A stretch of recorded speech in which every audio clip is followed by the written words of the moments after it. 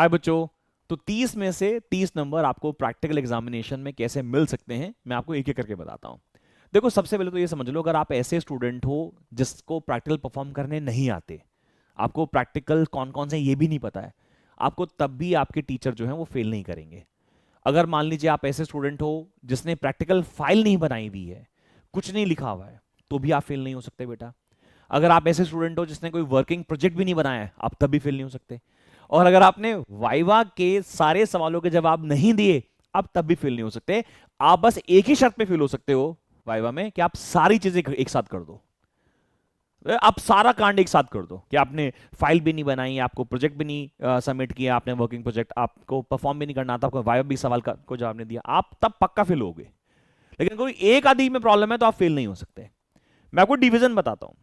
देखो, 30 मार्क्स के practical examination में आपको 2 प्रैक्टिकल उस दिन, जिस दिन आपका प्रैक्टिकल एग्जामिनेशन उस दिन परफॉर्म करके दिखाने हैं। अब परफॉर्म करके दिखाने हैं, अगर आपको परफॉर्म करने नहीं भी आते तो भी आपको दिखाना तो पड़ेगा कि आपको प्रैक्टिकल एग्जामिनेशन आता है। इस चीज को ध्यान से सुनना बेटा। देखो, कई बार मुझे बीइंग अ टीचर मुझे कई बार लगता है कि मुझे ये बात नहीं बोलनी चाहिए, लेकिन हाँ यार, हाँ सच्चाई है ये। अगर मुझे प्रैक्टिकल को एग्जामिनेशन में प्रैक्टिकल नहीं आता है और मुझे ये पता है कि कैसे होता है, मैं तब भी सेफ हूं, क्योंकि रीडिंग तो मैं याद करके जा रहा हूं। एम, अपरेटस, टेबल, ये तो मैं याद करके जा रहा हूं। रीडिंग कैसे लेनी है उसकी एक्टिंग कर लेना ना भाई, बस। मैंने सारे प्रैक्टिकल्स अपने इंस्टाग्राम पे भी और यूट्यूब पे भी परफॉर्म करके आपको दिखाए हैं। वहां पे मैंने रीडिंग्स भी दी है, और आज इस वीडियो में मैं आपके लिए सारी रीडिंग्स भी लेके आया हूं। देखो, ये सारी रीडिंग्स है मेरे पास, ये सारी रीडिंग्स है, ये सारी रीडिंग्स आपको देने वाला हूं। लेकिन आप समझो ना, अगर आपको प्रैक्टिकल परफॉर्म करना नहीं आता है, एक्टिंग तो आती है ना कि परफॉर्म कर रहे हो, बिकॉज आपका एग्जामिनर आपको बैठ के देख रहा होगा कि हाँ ये कुछ तो कर रहा है। तो सबसे पहले समझिए कि 7 और 7 नंबर, 14 नंबर उस दिन आपके प्रैक्टिकल परफॉर्म करने के हैं। प्रैक्टिकल जो आप परफॉर्म करोगे, साथ साथ में वो लिखोगे। आपको बोर्ड की एक आंसर शीट मिलती है जिसमें आप अपने दोनों प्रैक्टिकल लिखोगे, एक्टिविटी लिखोगे। तो आपको ना बेटा वो लिखने भी आने चाहिए। इसलिए मैं बोलता हूं एम याद कर लो। अब मेरे पास बच्चों के मैसेज आया कि सर याद कैसे कर लें इतने सारे। अरे भैया, 8 प्रैक्टिकल हैं केवल, 8 के 8 प्रैक्टिकल का एम याद कर ले। उसमें कोई थ्योरी है वो तेरे फिजिक्स के बोर्ड में भी आनी है, वो भी याद कर ले। टेबल कैसे बनानी है वो याद कर ले। रीडिंग याद मत कर, थोड़ा थोड़ा देख ले, तो वैसे तो याद ही कर जाएगा मुझे पता है। लेकिन हाँ, ये करा जा सकता है यार। 8 प्रैक्टिकल तो याद करने के लिए बोल रहा हूं। कैसे परफॉर्म करते हैं उसके लिए मैंने वीडियोस बना दी हैं। अगर आपको लगता है कि नहीं, आपके स्कूल में स्टिकनेस है, आपको पता होना चाहिए परफॉर्म कैसे करने हैं, तो मैंने वीडियोस बना रखी है, इंस्टा पे भी, यूट्यूब पे भी, वहां से जाके देख लो कैसे परफॉर्म करना है। वाइवा के क्वेश्चन के लिए अलग से कुछ पढ़ने की जरूरत नहीं है भाई, एक एक करके बता रहा हूं। सबसे पहले 7 और 7 नंबर के प्रैक्टिकल जो हैं 14 नंबर के, लिखने भी आने चाहिए, परफॉर्म भी करने आने चाहिए। तो आप चाहे यूट्यूब की वीडियोस देख जाओ, चाहे आप सिर्फ एम अपरेटस, बिकॉज लिखना बहुत जरूरी है। अगर आपने, मान लीजिए आपको शीट मिली ये वाली, फॉर एग्जांपल ये शीट मिली, और ये शीट जो है आपकी एग्जामिनेशन शीट है बोर्ड की, और एक खाली है, टीचर नंबर कहां से दे देगा आपको? यहां कुछ लिखा होगा एम अपरेटस, तो कुछ कमी बढ़ती होगी, तो टीचर कहेगा ना कि चलो छोड़ो छोड़ो दे दो। अब नहीं लिखना चाहते, बच्चा कह रहा सब लिखूं भी कैसे, तो भाई फिर थोड़े ना कुछ हो सकता है। तो याद तो तेरे को बेटा करके जाना पड़ेगा, बिना याद किए बात नहीं बनेगी। तो सबके क्या क्या याद करने को बोल रहा हूं, सबके एम याद होने चाहिए, सबके ऑपरेटर्स याद होने चाहिए, इनके अंदर जो भी टेबल हैं या ऑब्जर्वेशन टेबल हैं वो सारी याद होनी चाहिए। अच्छा, सोर्स ऑफ एरर किसी में हो तो वो भी याद कर लेना बेटा, है ना। रिजल्ट तो तुम भैया मुझे पता है याद ही करके जाने वाले हो। और उसके बाद एक प्रिकॉशन होती है, अगर वो कर लो तो बहुत ही बढ़िया हो गया सर। ये सारी चीजें याद कर जा हर प्रैक्टिकल की। 8 प्रैक्टिकल तो, अरे कुछ तो इतने सिंपल है। ओम्स लॉ क्या होता है बताओ? ओम्स लॉ का प्रैक्टिकल है कि प्लॉट करना है ग्राफ आई और वी के बीच में, रेजिस्टेंस निकलेगी। इसमें क्या याद करना है भाई तेरे को यार? आधी से आधी चीजें को याद है, समझना यार। तो एक एक ना एक फॉर्मेट है, बस उसको पकड़ ले, एम अपरेटस, ताकि जब तू बुक अपने इसमें लिखे आंसर शीट में, तो एकदम चमकता चमकता सुंदर सुंदर वो डायग्राम वायग्राम बने हुए, कितना सुंदर लगेगा। तो 7 और 7 नंबर ये तेरे को मिलेंगे बेटा। वर्स के सिनेरियो है कि तू परफॉर्म नहीं कर पा रहा और एक्सटर्नल एग्जामिनेशन तो आके पकड़ लेता है कि भाई तेरे को तो आता नहीं है परफॉर्म करना, बट तूने लिखा हुआ तो है ना, उसको तो नकार नहीं सकता ना कोई भी। यानी यहां 14 नंबर में से 10 से 12 नंबर तो तेरे को मिल ही रहे हैं यार। 10 to 12 नंबर तो तेरे को यहां से मिलेंगे ही मिलेंगे। ये तो भाई तेरे कोई काट ही नहीं रहा है भाई साहब। तू परफॉर्म नहीं कर पाया, ठीक है साहब, रीडिंग सारी नहीं ले पाया, कुछ तो रीडिंग ले ली ना तूने, याद कर रखी है बेटा। तो क्या कितना कोई तेरे को टॉर्चर कर देगा यार, 10 से 12 नंबर तो देगा देगा। उसके अलावा तूने प्रैक्टिकल फाइल, प्रैक्टिकल रिकॉर्ड बना रखा है। अब कई बच्चे क्या करते हैं, मैं भी क्योंकि प्रैक्टिकल लेने जाता हूं, तो बच्चे क्या करते हैं, प्रैक्टिकल फाइल लाते हैं, इतनी फटी बुरी सी हालत होती है, कवर नहीं चढ़ा रखा होता, अंदर खोल के कोई नहीं देखता भाई साहब, हमने नहीं देखी आज तक, कोई नहीं देखता। ये होता है कि इंडेक्स चेक कर लिया कि भाई सारे प्रैक्टिकल परफॉर्म किए कि नहीं किए, बिग एंड एक्सटर्नल, लेकिन आप उसको सुंदर सुंदर कवर वोर चढ़ा देना। लड़कियां कुछ जरी गोटे का काम भी कर देती हैं, इतना भी नहीं करना भाई साहब, लेकिन हाँ सुंदर सुंदर साफ साफ सी प्रैक्टिकल फाइल आपकी होनी चाहिए, वो पूरी लिखी होनी चाहिए। इसको प्रैक्टिकल रिकॉर्ड बोलते हो, प्रैक्टिकल फाइल बोलते हो, अलग एक ही बात है सारी, लेकिन वो प्रैक्टिकल फाइल आपकी पूरी होनी चाहिए। उसके बाद एक एक्टिविटी जो आपको परफॉर्म करनी है, ये भी याद करी हुई है। अब मुझे बड़ी चिढ़ होती है जब बच्चे मुझे ये बोलते हैं कि सर याद कैसे कर लें। भाई ये तो तू करेगा ना, तूने पूरे साल प्रैक्टिकल नहीं परफॉर्म करे हैं, मैं तेरे को आखिरी में 8 प्रैक्टिकल याद करने के लिए बोल रहा हूं। और प्रैक्टिकल क्या याद करना है, एम याद करना है। तो एक दिन तो निकाल सकता है ना फिजिक्स के प्रैक्टिकल के लिए, तो बस एक दिन प्रैक्टिकल के लिए निकाल दे अपना, तेरे सारी चीजें खत्म हो जाएंगी ये। उसके बाद बेटा, उसके बाद आप इन्वेस्टिगेटरी प्रोजेक्ट जो आप बनाया है आपने या खरीदा है मार्केट से, इस इन्वेस्टिगेटरी प्रोजेक्ट का जो आपका वर्किंग मॉडल है बेसिकली, इसका एम याद कर जाओ कि भाई आपने प्रैक्टिकल ये क्यों बनाया है ऐसा। जैसे for example light dependent register के नाम से एक प्रैक्टिकल आता है, और ये एक्टिविटी में भी है। लाइट डिपेंडेंट रजिस्टर का मतलब है बच्चे क्या बनाते हैं, स्ट्रीट लैंप्स बनाते हैं। स्ट्रीट लैंप्स कि लाइट पड़ेगी जिस टाइम सन राइज हो रखा है तो स्ट्रीट लैंप्स बंद हो जाएंगे, और जिस टाइम सनसेट हो जाएगा, और सनसेट हो जाएगा तो लाइट जो है उस पर नहीं पड़ेगी एलडीआरस पे, लाइट डिपेंडेंट रजिस्टर्स पे, तो वो ग्लो कर जाएगा। It is something like this only. उसका एम क्या है कि सर हम वो बिजली बचाना चाहते हैं। एक विजन होगा ना हर प्रैक्टिकल करने का, भाई वो विजन पकड़ ले कोई भी, जो जहां जो भी तूने बनाया होगा यार। हर इन्वेस्टिगेटिव प्रोजेक्ट का एक एम, एक विजन होता है, वो पता होना चाहिए। इस साल सीबीएसई ने साफ तौर पे बोला है कि प्रैक्टिकल के वाइवा में पूछे जाने वाले सवाल कहां से पूछेंगे। तो उन्होंने बोला है कि भैया एक तो अपने जो है प्रोजेक्ट्स हैं उनसे पूछ लेना, जो भी आप प्रोजेक्ट बना के लाए हो, और जो प्रैक्टिकल आप कर रहे हो, परफॉर्म कर रहे हो, या जितने भी हैं वो सारे होने चाहिए। अब यहां पे एक बड़ा इंपॉर्टेंट क्वेश्चन बच्चों को आता है कि सर कौन सा, तो मैं कह रहा हूं देख ऐसा है कि 8 टोटल प्रैक्टिकल हैं, 6 टोटल एक्टिविटी हैं, शायद यूजुअली स्कूलों में अलग अलग भी हो जाती हैं, तो कुछ 3-4 प्रैक्टिकल ना तू ऐसे एकदम धून जा, मतलब तू उसको शुरू से लेके आखिरी तक एकदम तेरे को सब कुछ पता हो। 2-3 प्रैक्टिकल तू ऐसे कर जा जो तेरे को बिल्कुल 1 to all सब आता हो, उसका वाइवा भी आता हो, उसकी थियरी भी आती हो, उसकी ऑब्जर्वेशन भी लेनी आती हो। कैसे करेगा सर, वो यूट्यूब पे वीडियो पड़ी है, वहां से देख लो कैसे परफॉर्म करना है, उसका एम, उसका ऑब्जर्वेशन टेबल, उसकी प्रिकॉशन, उसकी एप्लीकेशन, सब कुछ कर जा। सिर्फ 2 से 3 प्रैक्टिकल तू अच्छे कर गया ना, तो तू फंसने के चांसेस से बाहर आ जाएगा। बिकॉज टीचर बोलेगा कि भाई तूने कौन सा प्रैक्टिकल परफॉर्म किया, आप लोग मुझे तो ये बढ़िया आता है। कई बार क्या होता है, आप जब सिलेक्शन होता है तो यूजुअली हमारे स्कूलों में क्या था, वो चिट निकालते थे कि भैया ये आपका प्रैक्टिकल है।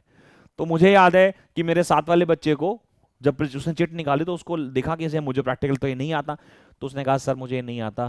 तो सर ने कहा कौन सा आता है, तो उसने कहा सर मुझे ओम्स लॉ आता है। ठीक है तो ओम्स लॉ कर ले। ऐसा भी होता है बेटा स्कूलों में।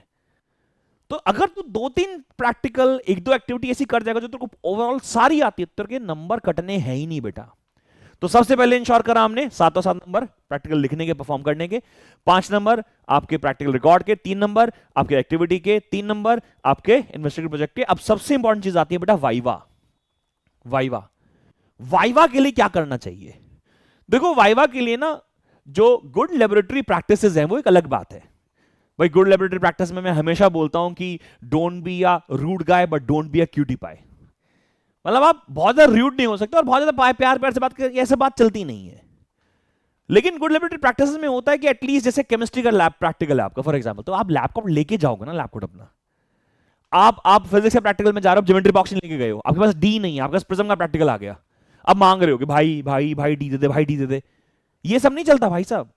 आपको इंश्योर करना पड़ेगा कि गुड लेबोरेटरी प्रैक्टिस होती है कि आप अपना काम करने जा रहे हो, आप किसी दूसरे यार दोस्त की ना तो सहायता करोगे ना तो सहायता मांगोगे। मैं as a teacher faculty DTU में रहा हूं, तो मुझे पता है कि बहुत इरिटेशन होती है जब 30 बच्चा बैठा और वो 2 बच्चे ना आपस में कुछ शेयर कर रहे हैं। ऐसा लगता है यार क्या है यार, मतलब तुम जंग में जा रहे हो, अपने हथियार लेके नहीं आओगे कि सर मैं पेन चलाना भूल गया। अरे भाई आप जब प्रैक्टिकल लैब के अंदर एंटर कर गए हो ना, उसके बाद आपका कोई दोस्त यार सखा सखी कोई नहीं है। ये गुड लेबोरेटरी प्रैक्टिसेस हैं। अब जैसे आप देख रहे हो क्लास में मैंने ऐसे हाथ चढ़ा रखे हैं, ऐसे चढ़ा रखे हैं, ये नहीं होने चाहिए, ये ऐसे होने चाहिए वाइवा के सामने। जब प्रैक्टिकल जाओगे ना ऐसे वाइवा देने के, हाँ जी सर, ऐसे नहीं कि ऐसे थोड़ा शर्ट के बटन खोल लिए, ऐसे हाथ कर ली, नहीं सर, वो गुड लेबोरेटरी प्रैक्टिस नहीं। आज भी जब मैं अपने, कभी मेरे को कॉलेज में काम होता है डीटीओ में और मैं किसी प्रोफेसर से मिलने जाता हूँ, मैं सबसे पहले यही करता हूँ, ये शर्ट के बटन बंद करूंगा, कोई जैकेट होगी तो ऐसे चेन लगा लूंगा। ये तरीके हैं सर, वो दिखाता है कि वो ग्रैटिट्यूड है हमारा उस टीचर के लिए। तो गुड गुड लेबोरेटरी प्रैक्टिस तो फॉलो करनी है। हाँ, वाइवा पे आ जाता हूँ बेटा। वाइवा में क्या होता है, बच्चे क्या करते हैं कि बच्चे ना अभी वाइवा वो उसके क्वेश्चन पढ़ रहे हैं, बहुत ज्यादा पढ़ रहे हैं, वो 5 नंबर के हैं, समझ में आता है, लेकिन ये क्वेश्चन तुम पढ़ रहे हो किताबों के पीछे से, जो प्रैक्टिकल लैब मैनुअल्स होती है उनके पीछे से, और उन्हें रटने की कोशिश कर रहे हो। भाई क्यों कर रहे हो ये सब यार? आप जिस भी प्रैक्टिकल को पढ़ रहे हो, कोई भी प्रैक्टिकल परफॉर्म कर रहे हो या लिख रहे हो या याद कर रहे हो, जब आप उसको पढ़ना शुरू करोगे वो सारे खुद ब खुद याद हो जाएंगे। आपको अलग से प्रैक्टिकल, मैंने खुद चीट शीट निकाली है भाई, मैंने 100-150 क्वेश्चन निकाले हैं अभी पीछे, इंस्टाग्राम पे पढ़े भी होंगे अभी। बट मैं कह रहा हूं ये तो उस बच्चे के लिए ना जो बिल्कुल आखिरी में कि भाई मैं तो मर गया, आप तो कुछ नहीं कर सकता, कुछ तो दे दो। लेकिन अगर आप प्रैक्टिकल याद कर रहे हो, अगर उसके एम, ऑपरेटर्स, टेबल, रिजल्ट याद करो, तुम्हें पता है उनमें से सवाल क्या आएगा भाई, तुम्हें और कुछ पढ़ने की जरूरत ही नहीं है यार। थोड़ा गो थ्रू हो जाओ, बट सिर्फ वो पढ़ कर जाऊंगा वाइवा के लिए, नहीं सर वो होगा ही नहीं। तो वाइवा के लिए क्या पढ़ के जाऊंगा? हर प्रैक्टिकल का एम तुझे याद कर लिया तूने, क्योंकि लिखने के लिए याद कर लिया है, तो उसे पूछेगा हाँ भाई आपने प्रैक्टिकल किया है, इसका एम बताओ, तो बता दो सब एम ही होता है, सब इजी है ना। आप बताओ भाई इसकी प्रिकॉशन क्या होनी चाहिए, सर ये है, सोर्स क्या, सर ये है। तो प्रैक्टिकल तैयार हो रहा है अगर आप सारे ये एम, थियरी, ये सब रट्टा लगा रहे हो तो। और दूसरा जो सबसे इंपॉर्टेंट है, वाइवा के लिए बच्चे डरते हैं कि कहीं बाहर से पूछेगा, बाहर से कोई टीचर नहीं पूछेगा बेटा इस साल, गाइडलाइंस रिटर्न आ गई है ना कि भाई नहीं पूछ सकते हैं बाहर से, आपको वही पूछना है जो आप प्रैक्टिकल परफॉर्म करा रहे हो या फिर आपने जो प्रोजेक्ट बनाया है। मान लीजिए वाइवा में कई बार क्या होता है, यूजुअली हम देखते हैं कि हम भी कई बार जल्दी में होते हैं तो 3-3 बच्चे साथ साथ बैठा लेते हैं कि भाई चलो लाइन में बैठ जाओ, हाँ भाई तुम बताओ इसका जवाब, आपको नहीं आता मान लीजिए, तो आप कुछ बोलने की कोशिश करते हो, और बोलना भी चाहिए, बिल्कुल डंप होके ऐसा नहीं बैठना चाहिए कि नहीं हमें आता ही नहीं है सर, कुछ बोलना चाहिए कि हाँ सर मेरे को ये पता है, ठीक है। मान लीजिए वो आगे पास ऑन हो गया आप क्वेश्चन, या कोई और सवाल पूछ ले सेकंड बच्चे से और वो तुम्हें अच्छा आता, तो ऐसे मत बोलना कि सर मैं बताऊं मैं बताऊं मैं बताऊं, ये नहीं चलता भाई वहां पे, मैं बताऊं नहीं चलता। टीचर इरिटेट होता है, उसको इरिटेट मत कर भाई, वो तेरे पास आएगा, तेरे से सवाल पूछेगा, तुझे पहला सवाल नहीं आता, आपने बोले सर मुझे नहीं आता, चलो दूसरा तूने ट्राई किया, तीसरा तुझसे ट्राई किया, चौथा सवाल पता है तुझसे क्या पूछेगा, वो बोलेगा कि भाई तू क्या पढ़ कर आया है, या तूने कौन सा प्रैक्टिकल परफॉर्म किया, तो बोलेगा सर वो मैंने ओम्स लॉ पढ़ा हुआ है, या मुझे हाफ डिफ्लेक्शन पढ़ा हुआ है, या फिर तूने सीबीएसई में कौन सा चैप्टर बहुत अच्छा प्रिपेयर किया हुआ है, तो बोलोगे सर मैंने सेमीकंडक्टर किया हुआ है। अब जब तूने सेमीकंडक्टर बोल दिया तो उधेड़ देना चाहिए तेरे को कि भैया सेमीकंडक्टर का ए टू जेड तेरे को सब आना चाहिए। अब मान लो तूने बोले सेमीकंडक्टर मेरे को आता है, अब आपको सेमीकंडक्टर के सवाल पूछ रहा, तुम्हें वो भी नहीं, तो तेरे नंबर जाएंगे बेटा यहां से। बट फिर भी तेरे 5 में से, यहां पे तेरे 5 में से 2-3 नंबर तो मिलने ही मिलने हैं यार, तेरी फिजिकल प्रेजेंस की वैल्यू है वहां पे, तो इतना टेंशन लेने की जरूरत आपको वाइवा के लिए भी नहीं है। क्या करेंगे वाइवा के लिए, दोबारा से बता देता हूं, वाइवा के लिए आप सिंपली फॉलो करेंगे क्या कि भाई आपके प्रैक्टिकल के सबके एम, ऑपरेटर, रिजल्ट सब याद हो, आपका जो प्रोजेक्ट आपने बनाया है उसका एम क्या है, आपका उसका विजन क्या है, और 3-4 चैप्टर का मैं नाम बता रहा हूं वो आप जरूर कीजिएगा, जैसे करंट इलेक्ट्रिसिटी जरूर कीजिएगा, रे ऑप्टिक्स जरूर कीजिएगा, और सेमीकंडक्टर जरूर करके जाइएगा प्रैक्टिकल्स के लिए, बिकॉज सेमीकंडक्टर का प्रैक्टिकल है डायोड का वहां पे हमारा, forward biasing, reverse biasing, ray optics का प्रैक्टिकल है वहां पे, करंट इलेक्ट्रिसिटी के दो प्रैक्टिकल, 2-3 प्रैक्टिकल्स है वहां पे, तो 3 चैप्टर जो आपको करके ही जाने हैं वाइवा के लिए, करंट इलेक्ट्रिसिटी, रे ऑप्टिक्स और एक सेमीकंडक्टर, और उनकी सबकी रीडिंग मैं यहां से दे तो रहा हूं तुम्हें, ये सारी रीडिंग दे तो रहा हूं, देखो ऑप्टिकल बेंच की रीडिंग मैंने आप लोगों के लिए बना दी है, देखो सारे ऑप्टिकल बेंच की रीडिंग्स हैं, पैरेलल एरर कैसे निकाला हुआ है, प्रिकॉशंस क्या है, ये सब दे तो रहा हूं भाई, तो मैं और क्या चाहिए यार यहाँ पे, सारे रिजल्ट्स यहां पे मैं दे रहा हूं, सारे रिजल्ट्स यहां पे दे रहा हूं। आप देखो आगे आगे चलोगे तो ये आपके प्रिज्म है, ये मेरी प्रिज्म की रीडिंग है, मैंने प्रिज्म का प्रैक्टिकल परफॉर्म किया तो उसकी रीडिंग है, बट वो चैप्टर कर जाओ और ये रीडिंग्स कैसे ली है, कैसे परफॉर्म करना है, बस ये कर जाओ, इससे ज्यादा कुछ भी नहीं है बेटा। 30 में से ज्यादा कम मिले तो 28 नंबर मिलेंगे तेरे को, उससे ज्यादा चाहिए नहीं, 25 मिल जाएंगे चलो, बाकी थ्योरी में पढ़ा लेना भाई, पॉइंट है कि नहीं है। अगर तेरे नंबर फिजिक्स के इंटरनल टीचर, एक्सटर्नल टीचर ने 70 में से काट दिए और तुझे मान लीजिए वो तू 25 नंबर पा रहा है, ठीक है सर, थ्योरी में काम कर लो ना, थ्योरी में बढ़ा लेंगे। तो इसके पीछे मत भागो, इतना डरो मत। रीडिंग्स मैं आपको देके जा रहा हूँ। रीडिंग्स आप जैसे आप देखो यहाँ पे मीटर ब्रिज का प्रैक्टिकल परफॉर्म किया हुआ है, सारी चीज़ें बता रखी है। सोनोमीटर का प्रैक्टिकल परफॉर्म किया हुआ है, सॉरी सोनोमीटर है यहाँ पे, है ना। मीटर ब्रिज भी किया हुआ है आगे। यहाँ पे मैंने देखो हाफ डिफ्लेक्शन का प्रैक्टिकल परफॉर्म किया हुआ है, ये हाफ डिफ्लेक्शन का प्रैक्टिकल है। तो इसकी सारी रीडिंग आपको मिलने वाली है। आप बस इस वीडियो में नीचे जाके डिस्क्रिप्शन में जो है इसकी PDF निकाल लीजिएगा। और अगर आप इसे इंस्टाग्राम पे इस वीडियो को देख रहे होंगे तो आप इस पे वीडियो पे कमेंट कर दीजिएगा, आपको ये पूरी PDF मिल जाएगी।